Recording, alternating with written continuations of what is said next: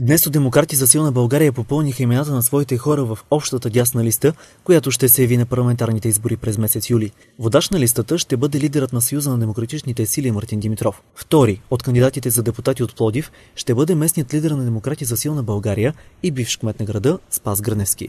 В момента поех този кръст заради това да застанем пред хората, да ги мотивираме и да проведем една истинска битка с олигархията в Пловдив.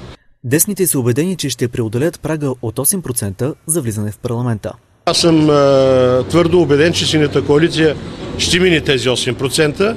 Дори те са достатъчен стимул за избирателите в дясно срещу това, което се опита да направи Тройната коалиция за служебна победа.